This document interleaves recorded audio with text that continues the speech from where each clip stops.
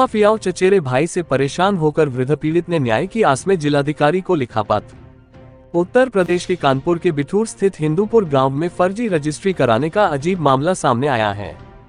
आपको बता दें कि ग्राम भैरमपुर निवासी राम बहादुर ने अपने चचेरे भाई रामोतार पर अपनी 2.5 बीघा जमीन कब्जाने का आरोप लगाया है। पीड़ित एवं पीड़ित के अधिवक्ता ने मीडिया से बातचीत में आपबीती बताए और अधिकारियों से न्याय की गुहार लगाए।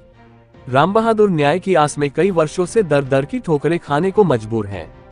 फिलहाल पीड़ित ने अधिवक्ता के माध्यम से कानपुर जिलाधिकारी को न्याय की आस में पत्र लिखा है। अब देखने वाली बात होगी आखिर कब तक पीड़ित वृद्ध को न्याय मिलेगा। क्या नाम है दादा आपका? राम बहादुर। कहाँ के निवासी हुआ? अब हम तो भैरम। आप ये बताओ कि आज आप वकील साहब के पास बैठे हैं, क्या मामला है? ये मामला जमीन का है। जमीन का मामला कितनी जमीन है? 2.5 बीघा। हम लोग कब्जा कर रहे हैं आपकी जमीन? चचेरा भाई कब्जा करे पहले। कितने वर्षों से वहाँ चल रहा है? अरे चल रहा है मिला के से कम 40 साल से ऊपर। ये जमीन किसके नाम थी? हीरा लाल के नाम थी। फरार सब कौन थे? पिताजी हमारे थे। पिताजी हैं अभी? मर गए। कब मरे? 13 में। उसके बाद ये मामला आप देख रहे हो? हाँ। तो क्या चाहते हो आपने? निर्णय चाहते हैं सर। वकील साहब से क्या आश्वासन मिला आपको? वकील साहब से अब ये मिला कि अब ये आगे को बढ़ रहे हैं, हर चीज़ का जानकारी कर रहे हैं। और क्या कहना चाहोगे? अधिकारियों से कोई मांग करना चाहोगे आप?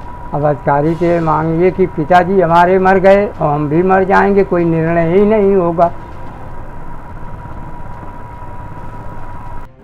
वकील साहब अपना परिचय दें।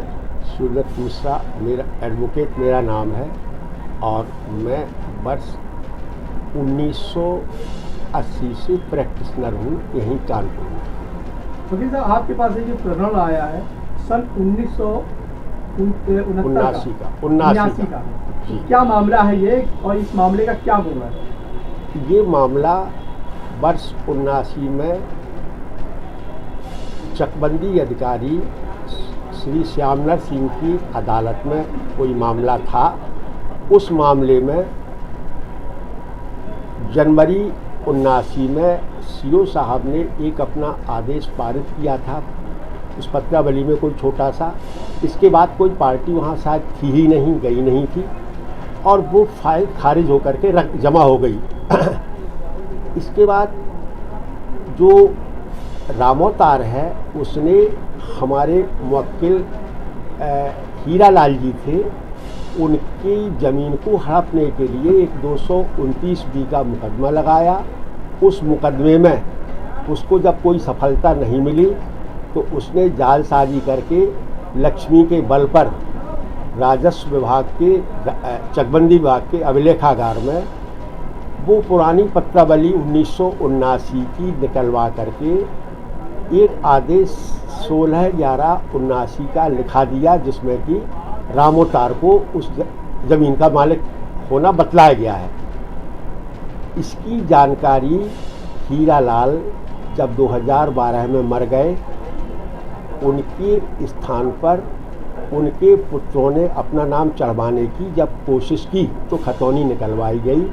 तब पाया कि हीरा लाल के स्थान पर रामोतार का नाम दर्ज हो गया है। अब इसकी जब छानबीन की गई तो पता चला कि चकबंदी विभाग के एक पत्रावली में वर्ष 1979 में एक ऐसा आदेश हुआ था। उस पत्रावली को खोजने में महीनों लग गए थे, ढेरों मेहनत लगी थी, फिर भी नहीं मिली। जब डीएम साहब के यहाँ शिकायत करने की धमकी दी गई तब मुश्किल से वो पत्रावली मिली। उस पत्रावली को देख करके मुझ जैसा प्रैक्टिशनर क्या कोई भी एक रिक्शा वाला भी दंग रह जाएगा कि एक उसमें तारीख पहले लगी है जनवरी की, इसके बाद फरवरी, फिर 9 महीने बाद नवंबर 79 की उसमें डेट लग गई और नवंबर 79 में एक आदेश गलत ढंग से लिख दिया गया और वो रामोतार के हक में लिख दिया गया। उस आदेश को इसलिए फर्जी और गलत है कि उस ज़माने में 1979 में शायद टाइपराइटर सीओ लेवल के अधिकारी को, मजिस्ट्रेट को नहीं मिलते थे, तो वो ज़्यादातर काम अपना हाथ से ही चलाते थे। जनवरी महीने की आर्डर शीट तत्कालीन सीओ साहब श्री श्यामनर सिंह जी के हाथ के हस्तलेख में है और उनके हस्ताक्षर हैं, जिसमें कि उनके हस्ताक्षर श्यामनर सिंह के नाम से हैं। और ये जो कथाकथित फर्जी जो आदेश है, ये आदेश में उनके दस्तखत हैं श्याम नारायण सिंह, नंबर 1। नंबर 2 एक ये कि लिखावट में ज़मीन आसमान का फ़र्क है, उसमें कहीं मिलती जुलती नहीं, बहुत बड़ा फ़र्क है, जिसको कि देख के कोई भी आदमी दंग रह जाएगा।